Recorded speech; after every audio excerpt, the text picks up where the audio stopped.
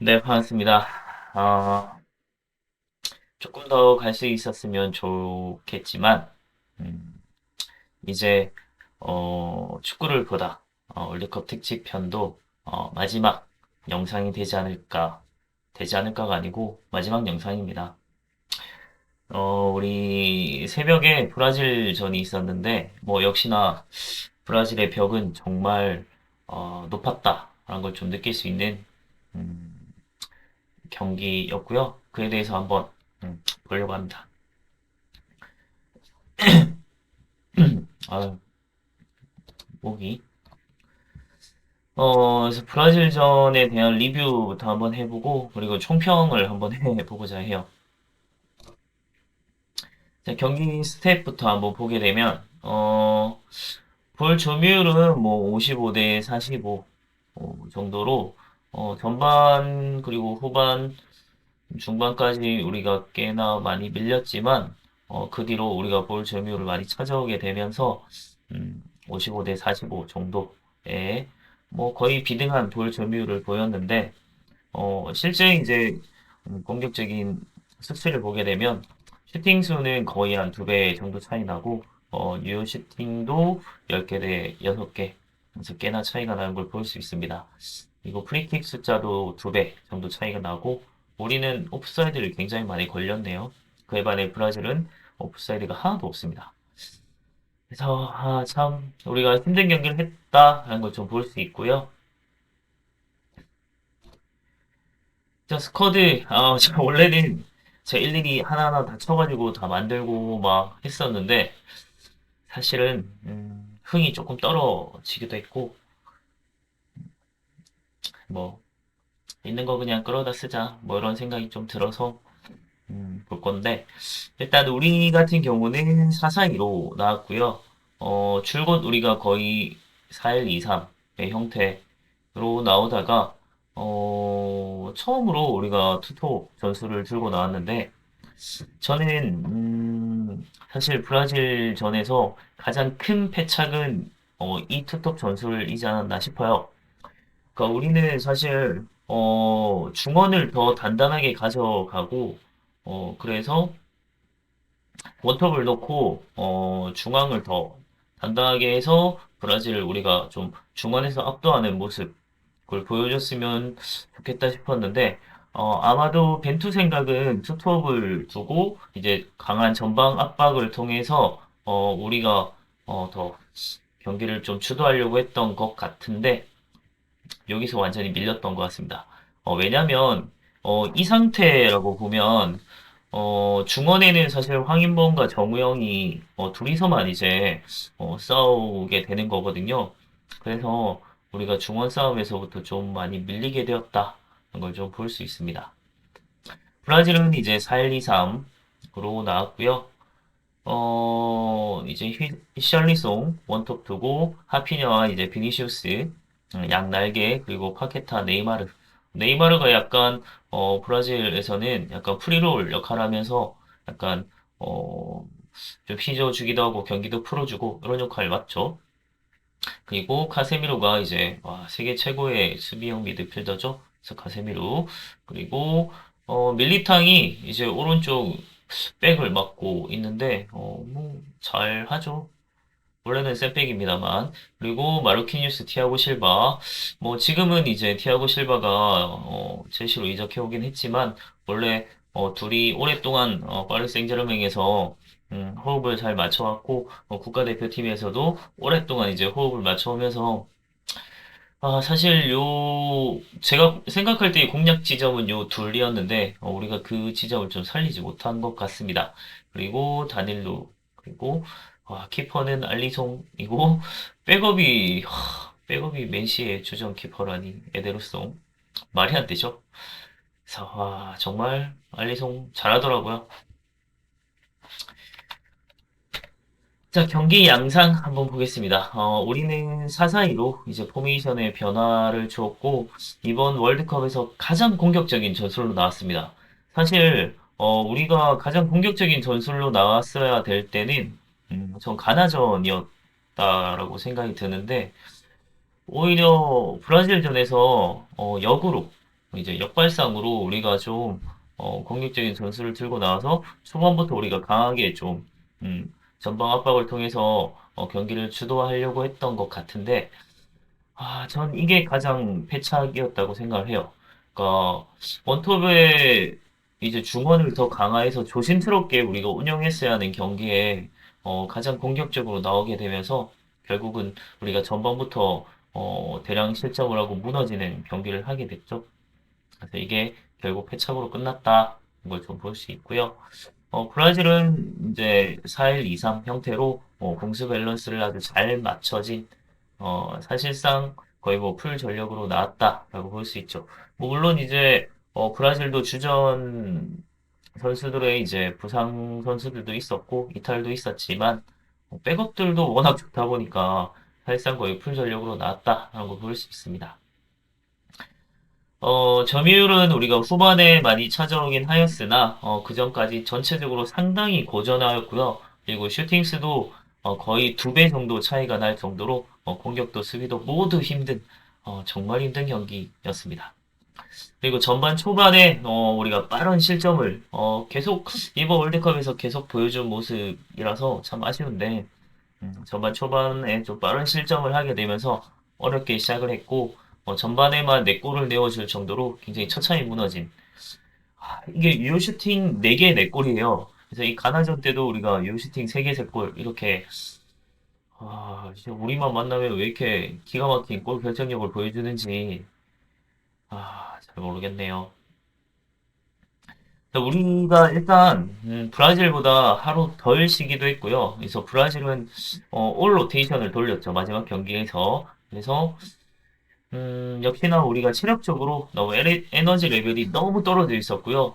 실력 차에 이제 체력 차까지 이길 수 없는 경기였다라는 걸 좀 생각해 볼 수 있을 것 같습니다. 그걸 마냥 정신력으로 극복하기에는 체력적으로 이미 너무 떨어져 있어서 힘든 경기였던 것 같아요. 어, 그리고 좀 아쉬웠던 점은, 이번 월드컵 이제 우리나라 경기 중에 가장 백패스가 많았어요. 그래서 그만큼 도전적인 플레이를 하지 못했다라는 점. 그러니까 우리가, 너무나도 쉽게 좀 실점을 하면서, 브라질의 공격에, 또 현란한 개인기에 이런 거에 좀 많이 좀 주눅이 든 건지, 도전적인 플레이를 많이 하지 못했습니다. 그래서 위협적인 장면을 더 만들었어야 했는데 좀 많이 부족했죠. 실력 차는 사실 분명히 있죠. 브라질은 세계 랭킹 1위고 우리랑은 분명히 실력 차가 있는 팀이지만 그렇다고 우리가 이 정도로 무너질 경기는 아니었죠. 아니었는데 역시나 다시 한번 얘기하지만 체력적 문제가 너무 컸습니다. 우리는 로테이션 없이 한 경기 한 경기가 다 모든 걸 쏟아붓는 경기를 해야만 했기 때문에 체력적으로 너무나도 큰 차이가 있었죠. 그에 반해서 이제 브라질은 이제 전반에 득점을 엄청나게 많이 해두고 이제 중원까지 이제 전방 압박을 하지 않고 생각보다는 좀 훨씬 느슨하게 경기를 했고 그래서 우리가 충분히 해볼 만한 경기였어요. 뭐 물론 이제 역전을 하기에는 어려웠겠지만 결국 우리가 한 골보다는 더 많이 따라갈 수 있는 경기이긴 했는데 그럼에도 불구하고 우리가 좋은 찬스를 만들려고 해도 공을 쫓아가지 못한 체력적으로 이미 너무나도 많이 소진된 모습을 보이면서 좀 어려웠던 것 같습니다. 뭐죠? 간접 광고 돼버렸네. 팝업이 떠가지고. 네, 그리고 어 이제 사이드 돌파로 전 여기 이제 우리가 사실 공략해야 되는 부분이 그 중앙 수비수들의 이제 음, 제공권 물론 좋아요. 마르키뉴스랑 티아고 실바는 제공권 진짜 좋은 애들이지만 그래도 기본적으로 갖고 있는 하드웨어가 조규성이 이제 키가 더 크고 제공권도 지금 너무나도 좋은 제공권을 보여주고 있잖아요. 그래서 우리가 이제 결국은 위협적인 장면을 가져오려면 사이드 돌파를 통해서 이제 크로스를 올리고 그래서 조규성이 싸워주고 그래서 조규성이 뭐 해결하든지 아니면 손흥민에게 이제 공을 내어주면서 이제 그런 플레이를 좀 했으면 좋았을 것 같은데 계속 우리 볼을 돌리면서 중앙 쪽으로 이제 공격을 좀 하다 보니까 제공권을 좀 살리지 못했습니다. 사실 브라질이 그나마 약점이 요 사이드 백들이었거든요. 이 사이드 풀백들을 우리가 어, 돌파를 하고 좀 공략을 했어야 되는데 그런 제공권을 좀 많이 살리지 못했고 크로스의 숫자도 많이 부족했습니다. 조기성은 충분히 싸워줄 수 있었던 것 같은데 좀 아쉽죠.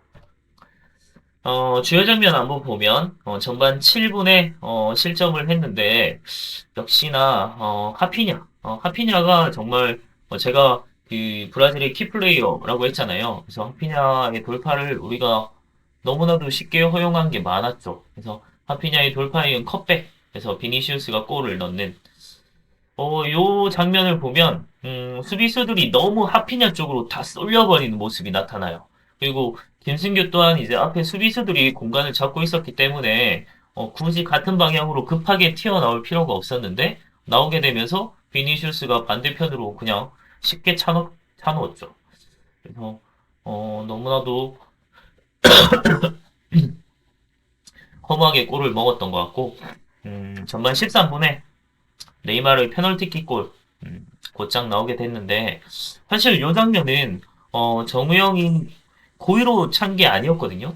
그러니까 정우영은 뭘 걷어내려고 했는데 뒤에서 이제 히샤를리 히샤를리노스 발음이 안 되냐?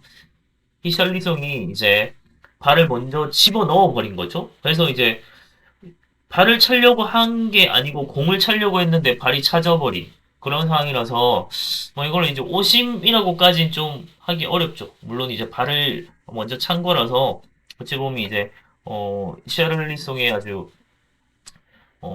좀 아주 영리한 플레이였다라고 볼 수 있을 것 같은데 요거는 정우영이 분명히 고의로 찬 것이 아니기 때문에 심판의 재량으로 이제 페널티킥을 주지 않을 수도 있지 않는 장면이지 않나 주지 안 줄 수도 있는 장면이지 않나 이런 생각이 좀 들어요. 그 전반 16분에 황희찬의 중거리 슛이 아주 시원하게 나왔는데 아주 위협적이었으나 알리송이 선방을 했고 연이은 황인범의 중거리도 아주 허무하게 빗나갔죠. 그리고 전반 23분에 롱패스로 이제 비니시우스가 잡고 돌파하다가 뒤로 돌려서 이제 반대로 크로스를 했는데 김승규가 선방을 해서 잘 끊어줬고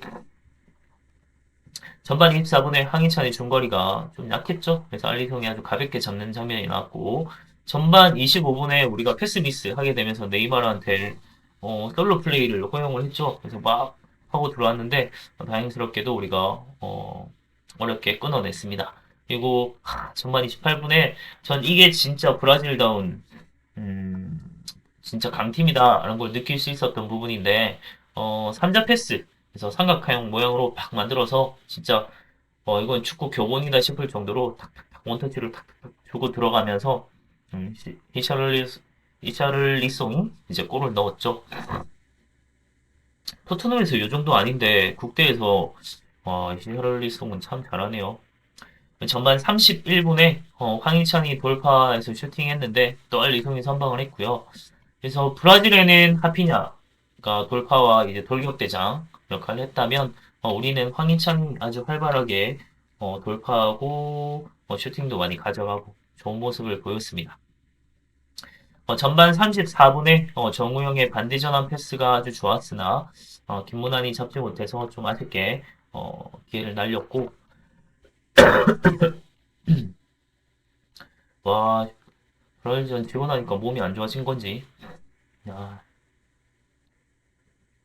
전반 35분에 파케타의 골이 나왔는데 요 장면도 수비가 또 이제 쏠렸다가 한편으로 반대 전환 패스로 너무 쉽게 골을 내주는 상황이 나타났죠. 그래서 우리 수비수들이 조금 더 이제 인내하고 해야 되는데 너무 이제 좀 마음이 조급하기도 하고, 그래서 집중력이 많이 떨어졌던 것 같습니다. 전반 39분에 황희찬의 돌파로 이제 페널티 라인 안에서 저지를 당했는데, 이건 이제 어깨 싸움으로 인정을 하더라고요. 그래서, 음, 뭐, 좀 아쉬웠습니다. 전반 45분에 파케타의 슈팅, 김승규가 선방을 했고요. 전반 48분에 히샤를리송의 단독 돌파 후 슈팅이 있었지만, 김승규가 아주 잘 막아주었습니다. 그리고 후반 시작과 함께 김진수, 정우영이 빠지고 홍철과 손준호가 들어왔는데 아무래도 체력적으로 너무나도 힘들었기 때문에 어, 교체를 해줬고 뭐 둘 다 아주 좋은 모습 보여주었습니다. 그리고 후반 24초 시작하자마자 우리 거의 패스 미스해서 하피냐의 슈팅까지 이어졌는데 제발 집중하자 집중. 그래서 제가 계속 기도했던 것 같습니다. 그리고 후반 1분에 롱패스가 손흥민에게 연결되면서 손흥민이 이제 슈팅까지 가져갔는데 알리송이 어깨로 막더라고요. 어깨로 선방해서 코너킥 찬스. 아주 좋은 슈팅이었는데 역시 알리송이 잘 막네요. 후반 4분에 우리가 패스를 끊어내고, 그리고 우리가 수비 진영에서 패스 잘 돌려서 브라질 애들이 막 압박해 들어왔는데, 탈압박하는 아주 좋은 장면이 연출되었고, 이런 점에서 우리도 패스 잘 돌려서 탈압박을 해내고, 다시 우리 공격권까지 찾아가는, 이런 좋은 장면을 연출할 수 있구나라는 걸 좀 보여준 것 같고, 이게 정말 이제, 아주 좋은 빌드업이라고 볼 수 있겠죠. 그리고 후반 5분에 하피냐의 롱패스가 연결되었으나 홍철이 아주 잘 막아줬습니다. 그리고 후반 8분에 또 하피냐죠. 하피냐 슈팅이 이어졌으나 김승규가 선방을 했고 근데 이 장면에서도 페인팅에 우리가 너무 쉽게 수비수들이 속고 있는 모습을 나타내면서 음, 좀 아쉬웠죠. 그리고 후반 12분에 하피냐의 프리킥이 수비 맞고 또 코너킥 찬스를 내주게 되었고요. 후반 14분에 반대 전환 패스가 김문환에게 연결이 아주 좋게 되었는데 기회를 살리지 못했습니다. 그리고 또 후반 16분에 하피냐의 슈팅이 나왔고 김승규가 선방하는 이거 뭐 데자비도 아니고 계속 이어집니다. 이런 장면이. 자, 그러다가 후반 17분에 밀리탕 아웃되고 다니 알베스가 들어왔는데 알베스가 들어오자마자 막 또 막 엄청난 슈팅도 가져가기도 하고 참 대단하죠. 마흔이거든요. 거의 마흔인데 대단합니다. 후반 19분에 황인범이 빠지고 백승호가 들어왔습니다. 아마도 이제 벤투가 여태껏 못 나왔던 선수들을 좀 배려하는 것 같았고 물론 이제 황인범이 너무 지쳐있기도 했죠. 황인범 포르투갈전에 포르투갈전 다시 보기에서 황인범만 쫙 해서 주목해서 한번 보면 진짜 처절하게 뜁니다. 정말 많이 뛰었거든요. 그다음 후반 20분 비니시우스 돌파 협업 수비로 막아내는 모습이 나왔는데 이게 우리가 전반전부터 나왔어야 될 장면이지 않았나 싶어요. 그리고 후반 21분에 압박으로 공격권을 찾아오는 모습이 나타났고 그다음 후반 22분에 연이은 슈팅 막 퍼부었는데 브라질이 이제 알리송이 또 맞고 또 막 수비가 맞고 하면서 육탄방 하면서 참 막아내는 모습 나왔고 조규성이 또 막 옵사이드 이렇게 막 연결이 되면서 좀 아쉽게 막혔습니다. 그리고 후반 26분 마르티넬리랑 그리고 브레메르가 들어왔고 다닐루와 비니시우스가 빠지게 되었습니다. 후반 28분에 이재성이 빠지고 이강인이 들어오면서 또 한 번 이제 기대를 하게 됐는데 또 교체가 적중했죠. 후반 30분에 조규성이 이제 싸워줘서 이제 프리킥 찬스를 만들었고 후반 30분에 이제 이강인이 어, 프리킥을 찾고 이게 아주 잘 들어갔죠. 그래서 브라질이 걷어냈으나 이게 백승호에게 떨어지면서 바로 중거리 슛을 때렸는데 와 정말 멋진 골이 들어갔죠. 이게 와 정말 잘 얹혔던 것 같아요. 그래서 백승호가 실제로 중거리나 킥 이런 거 되게 좋죠. 그래서 골을 넣으면서 우리가 0골보다는 한 골 그래도 넣는 게 낫잖아요. 그래서 만회 골을 아주 잘 가져왔습니다. 그리고 후반 34분에 조규성의 침투 슈팅이 있었으나 알리송의 선방 있었고요. 뭐 이미 옵사이드이기도 했습니다. 그리고 34분에 조규성이 빠지고 황희조가 아니죠. 황의조죠. 미안, 의조야. 황의조 들어왔고요. 그리고 후반 34분에 알리송 네이마르가 빠지고 참 에드러송도 아니고 세 번째 키퍼거든요. 서드 키퍼인 웨베르통이 월드컵 무대를 한번 밟아봤고 그리고 네이마르 빠지고 호드리구도 들어오면서 참 이게 백업인데 레알이에요. 그래서 후반 35분에 김승규의 또 세이브가 나왔고요. 40분에는 김승규의 패스 미스로 아주 위험한 장면이 나왔지만 잘 수습을 했고 44분에 반대 전환 롱패스 황희찬 잡고 슈팅했으나 또 빗나가는 아쉬운 모습이 나왔습니다. 하지만 후반에 이강인의 투입 이후에 이강인의 투지가 정말 좋았고 다음 월드컵을 좀 기대하게 된 것 같습니다. 총평을 한번 해보고자 하는데 브라질전의 대패로 이번 월드컵에서 우리의 경기력을 평가할 수는 없을 것 같습니다. 조별 예선을 기적적으로 우리가 통과하긴 했지만, 우리가 월드컵 레벨에서 강팀을 상대로 우리가 주도권을 갖고 패스 플레이를 통해서 기회를 창출한 장면은 우리가 한 단계 더 레벨업 했음을 보여줬다는 걸 좀, 느낄 수 있었고, 이번 월드컵을 통해서 다음 월드컵, 에서의 희망을 좀 발견했고 또 기대케 하는 요소들을 보여줬다고 생각이 들어요. 그러니까 다음 월드컵은 이강인 그리고 조규성 그리고 김민재, 황인범, 황희찬 개인적으로는 백승호의 성장도 굉장히 기대하고 있습니다. 예, 이런 선수들이 더 경험치가 쌓일 테고 그리고 주축으로 더 좋은 모습을 보여주지 않을까라는 생각이 듭니다. 이번에 사실